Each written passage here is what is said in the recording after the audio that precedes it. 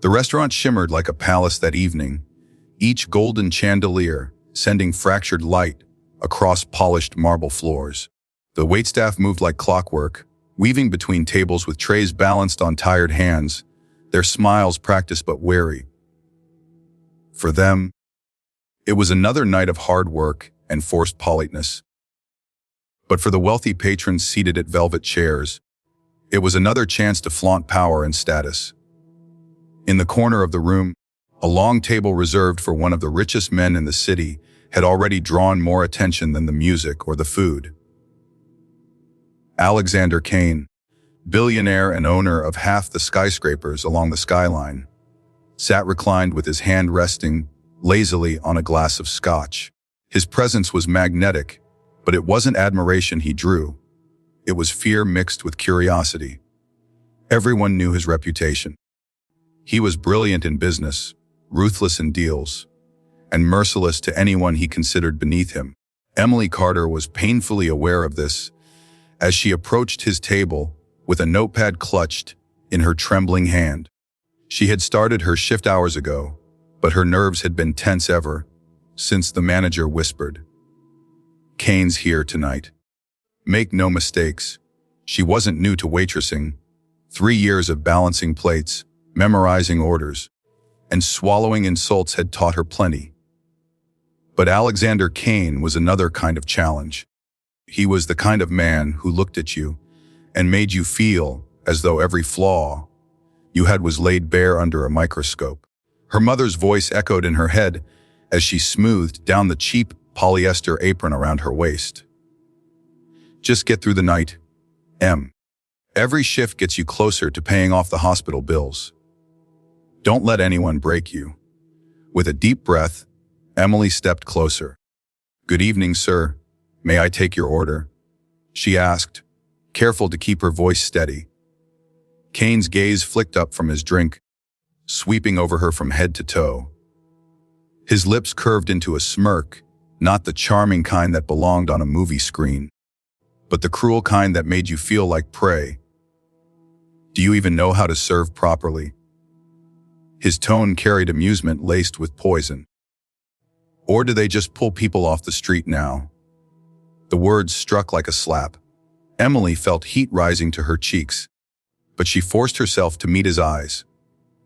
Around him, 3 of his business associates chuckled, leaning back in their chairs as if waiting for a show. The humiliation was deliberate.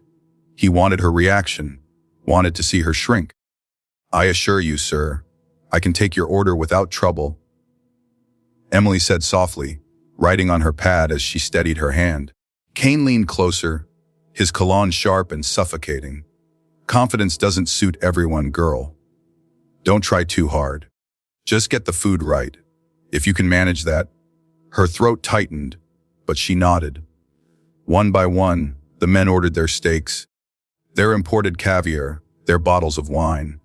Emily repeated each order clearly, determined not to falter. Then it came to the last request, an expensive French wine that she had only seen written in catalogs. She had practiced pronunciations of the menu items, but nerves tangled her tongue. And when she said the name, she clipped the syllables slightly wrong. The effect was immediate. Kane slammed his fist onto the table, making the crystal glasses rattle. "Pathetic?" His voice boomed across the room, drawing glances from nearby diners. "This is why people like you stay at the bottom. You can't even pronounce a bottle of wine. Something so simple." The men at his table erupted in laughter, the cruel kind that pierced like knives. Emily's hand clenched around her pen, her knuckles turning white. Her lips parted as if to speak, but no words came. The sting of shame burned in her chest, and she could feel the weight of dozens of eyes on her. Strangers watching, whispering, silently judging. But she refused to let the tears spill. Not here, not in front of him. With a quiet nod, she scribbled down the last order. Her back straightened, her voice calm. "Very well, sir. I'll return shortly with your wine and meals." She turned, each step deliberate, her shoes clicking softly against the marble. Behind her, Laughter still echoed, but she forced her breathing steady. Every nerve inside her screamed to run to the staff room, to hide and cry where no one could see. Instead, she walked toward the kitchen, each step heavy but defiant. Inside, the cooks noticed her pale face and red, rimmed eyes, but no one dared ask. They had all dealt with humiliations of their own from customers, who thought money gave them the right to degrade. Emily kept her head down, quietly giving the orders. As she handed over the ticket, her mind was spinning. This wasn't just an insult. It was the reminder of everything she had been fighting against her whole life. People who thought her struggles defined her worth. People who thought because she was serving food, instead of sitting at those tables, she didn't matter. Cain wasn't the first to belittle her, but he was the cruelest. As the minutes passed, Emily steadied her breathing, but inside, something had shifted.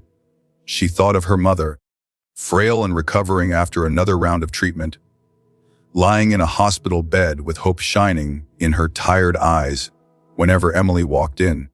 She thought of her younger brother, who often skipped meals so she could eat after long shifts.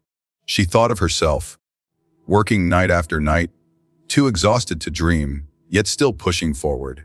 And suddenly, the humiliation twisted into something else. Fuel. She carried the heavy tray back out to the dining hall, placing each plate down with perfect precision, pouring the wine without a tremble in her wrist. Cain smirked as though daring her to falter again, but she didn't. Her silence was louder than words, her dignity intact even as he tried to strip it away. But as she walked away, she knew this night would not be forgotten. Not by her. Not by the diners who had witnessed his cruelty, and certainly not by Alexander Cain himself. Because sometimes the smallest act of humiliation plants the seed for the biggest downfall. Emily Carter, waitress with tired eyes and a worn uniform, walked through the restaurant that glittered like a palace and vowed silently in her heart, one day, she would no longer be the girl people looked down on. One day, the man who had mocked her would regret every word. That night, Cain laughed loud, drunk on his own power. But Emily carried away something far stronger than pride. She carried away the fire of a promise. Morning sunlight poured through the glass walls of Cain Enterprises, the skyscraper glittering like a blade slicing into the sky. Inside, everything exuded power: black marble floors, chrome accents, a chandelier in the lobby worth more than most people's homes. Employees moved briskly, their eyes down, their postures stiff, because everyone knew what it meant to work under Alexander Cain. One mistake, one misplaced word, and you could find yourself unemployed before lunch. Alexander himself was in his office at the very top, sprawled in a leather chair that looked more like a throne. He thrived in these mornings. Meetings lined up, investments climbing, his name on headlines praising his latest merger. He sipped his coffee, while boasting to a table of investors about efficiency, standards, and discipline. His voice carried the weight of someone who had built an empire, but the smug grin plastered across his face made it clear he believed every word was gospel. "People respect me because I don't tolerate mediocrity," he said, tapping a finger on the desk. Discipline is everything. If someone can't handle the smallest tasks, pronouncing a wine correctly, for example, what good are they in the larger world? That's why I succeed where others fail. I demand perfection. The investors nodded, though more out of fear than admiration. To disagree with Cain was to risk being cut off from deals worth billions. The elevator dinged softly, and the sound of heels clicking across the floor drew the attention of his secretary. She looked up from her desk, startled. A young woman in a neat blazer stood there, her posture calm, her chin lifted. For a second, the secretary thought she recognized her but brushed the thought aside. She approached cautiously. "Miss, do you have an appointment?" The woman didn't flinch. Her voice was steady, almost cool. No appointment. But I promise, Alexander Kane will want to see me. The secretary blinked. People didn't speak of Kane so casually. I'm sorry, Mom. He's very busy. Before she could finish, the elevator doors slid open again, and a tall man in a perfectly tailored navy suit stepped out. His stride was measured, confident, and the leather briefcase in his hand carried more weight than its size suggested. His expression was serious, his jaw firm, his eyes sharp. He exuded the kind of authority that only comes from years of fighting battles in boardrooms and courtrooms. The secretary stiffened, sensing the tension. Sir, may I have your name? He didn't answer. Instead, he turned to the young woman beside him and said quietly, Ready? She nodded once. Together, they walked past the secretary, ignoring her protests, and pushed through the glass doors into Kane's office. Alexander looked up, irritation flashing across his features at the interruption. But when his eyes landed on the woman, recognition sparked. His smirk returned almost instantly. Well, he drawled, leaning back in his chair. If it isn't the waitress. What is this? Revenge night at the restaurant. Did you bring your brother to complain that I didn't tip you enough? The associates at the table chuckled uneasily, but the man in the navy suit didn't even blink. He placed the briefcase on the desk, clicked it open, and slid a stack of documents across the polished surface. Mr. Kane, he said, his voice calm yet commanding. My name is Daniel Pierce. I represent Ms. Emily Carter. He gestured toward the young woman, who stood tall at his side. No trace of last night's timid waitress left in her posture. We are here regarding the incident that took place at Le Jardin restaurant last evening. Kane raised an eyebrow, feigning amusement. Incident. I had dinner. She served it. End of story. Not quite, Daniel said, opening one of the folders. You publicly humiliated her, mocked her socioeconomic status, and did so loudly enough for half the restaurant to witness. Several of those diners, I should mention, are willing to testify. Some even recorded the incident on their phones. Kane's smirk faltered for just a second before returning, though thinner, tighter. You're joking. She's a waitress. People like her get insulted all the time. That's not illegal. It's reality. Emily finally spoke, her voice low but steady. People like me. You mean people who work hard to survive, people who don't have billions to hide behind. No, Mr. Kane, we don't deserve to be insulted just because you think your money makes you better. He chuckled, though the sound was strained. This is absurd. What do you think you're going to get out of this, sweetheart? A handout. A check to make you feel important. Daniel's tone sharpened. What she will get, Mr. Kane, is justice. This is not a simple insult. This is harassment, public degradation, and discrimination. As per workplace protection laws and anti-discrimination statutes, you are liable. You did not simply insult a waitress. You demeaned a working professional in front of dozens of witnesses, damaging her reputation and violating her dignity. The lawsuit we've filed seeks compensation for emotional damages, public defamation, and punitive penalties, and given your position, the press coverage alone will multiply the impact tenfold. The room went silent.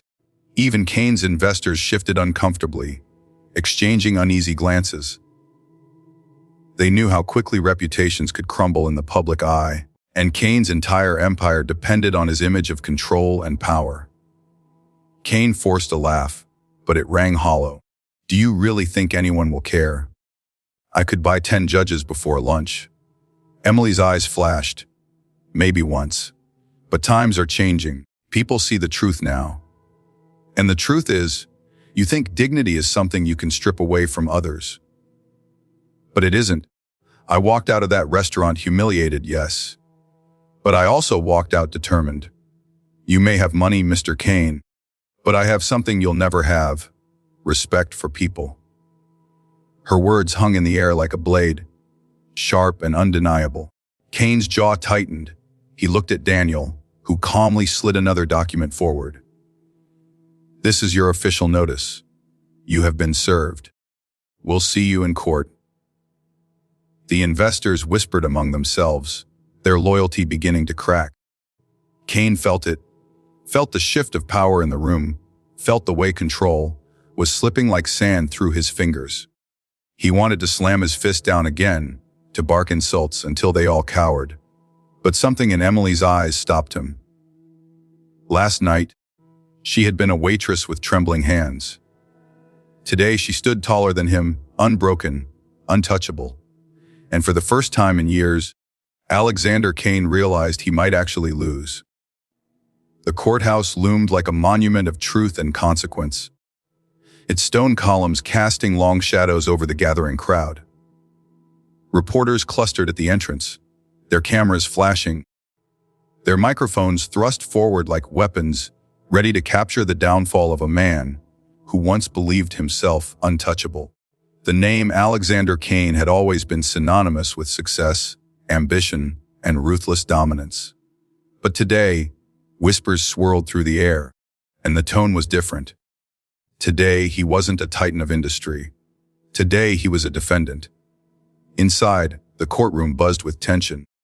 Wooden benches creaked beneath the weight of curious onlookers. Legal clerks shuffled papers, and the judge sat stern and silent behind the bench. Emily Carter sat at the plaintiff's table, her hands clasped tightly together. Her blazer was plain, her shoes simple, but her presence carried strength. She could feel her heart thundering in her chest, but her eyes were steady. Beside her, Daniel Pierce flipped through his notes with practiced calm. He leaned closer and whispered, "Remember, this is bigger than just you. Speak your truth, and you'll be heard." On the other side of the courtroom, Alexander Kane appeared more polished than ever, his suit impeccable, his cufflinks glittering in the light.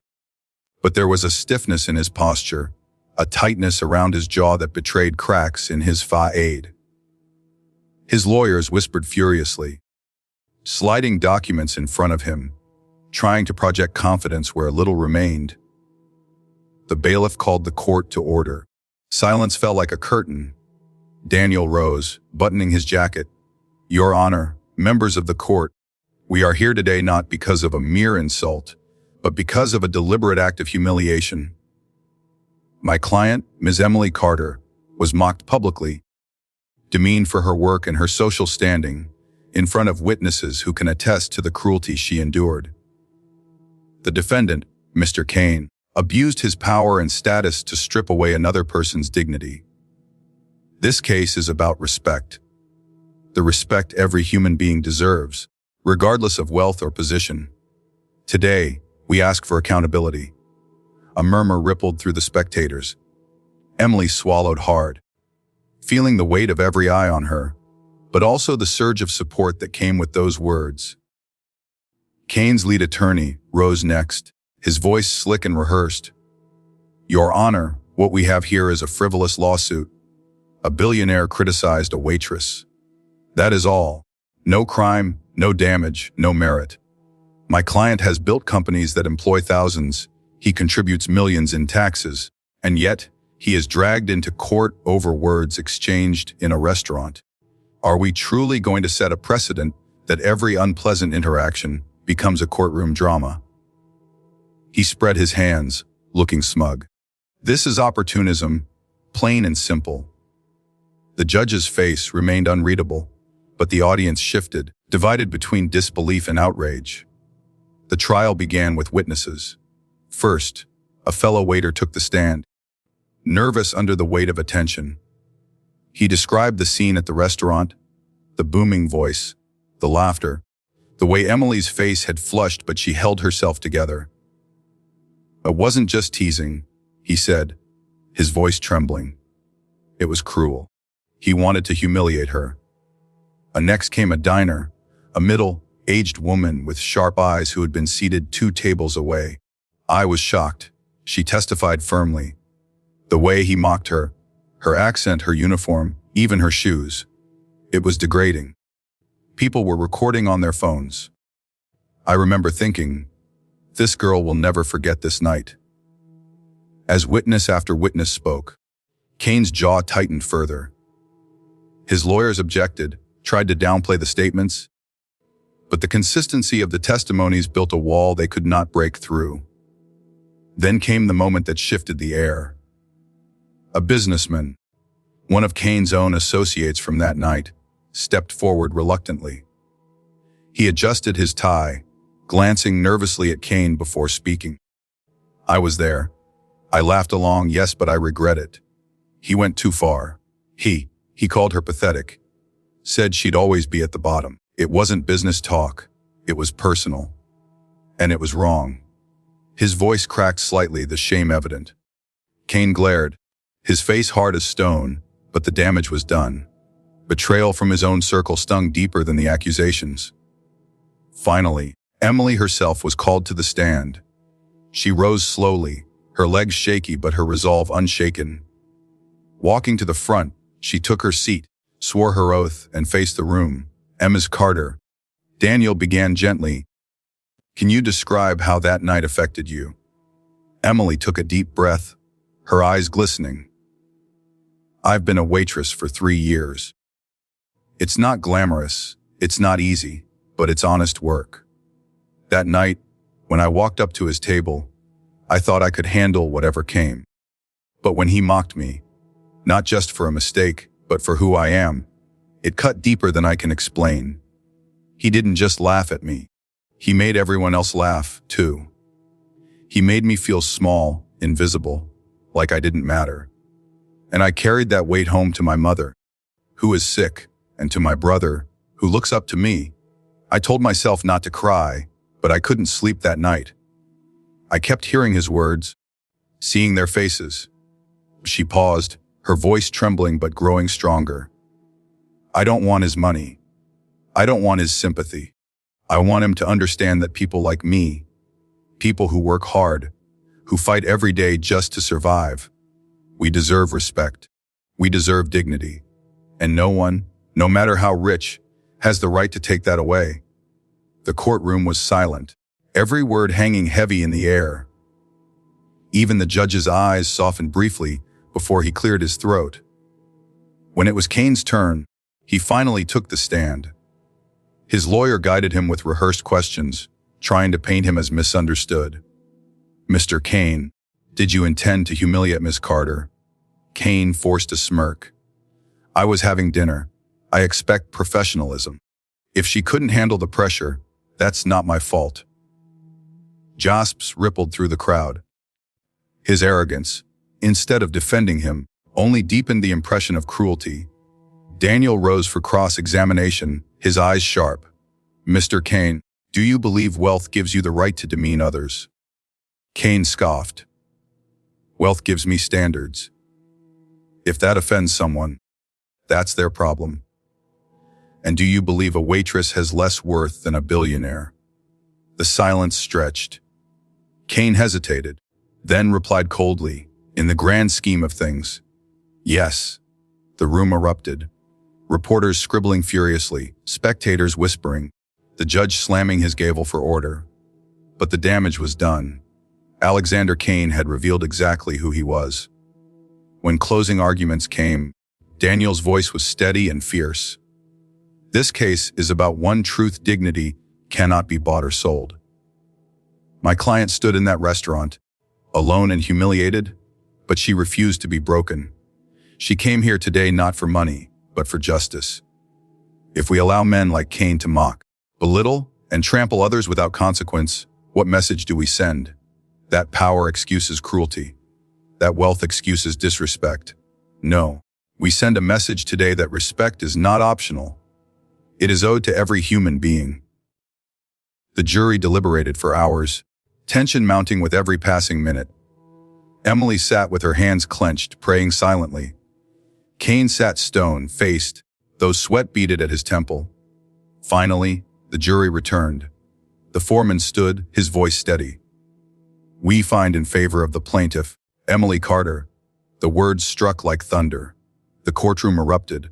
Applause, gasps, flashes of cameras. Kane's face darkened, his hands gripping the table so tightly his knuckles went white. The judge continued. The defendant is ordered to issue a public apology and pay damages in the amount of $10 million. Emily's breath caught. 10 million. It was more than she had ever dreamed of, but it wasn't the number that mattered. It was the acknowledgement, the validation that her dignity mattered. She stood slowly, tears sliding down her cheeks, but they weren't tears of shame. They were tears of triumph. Daniel placed a reassuring hand on her shoulder, and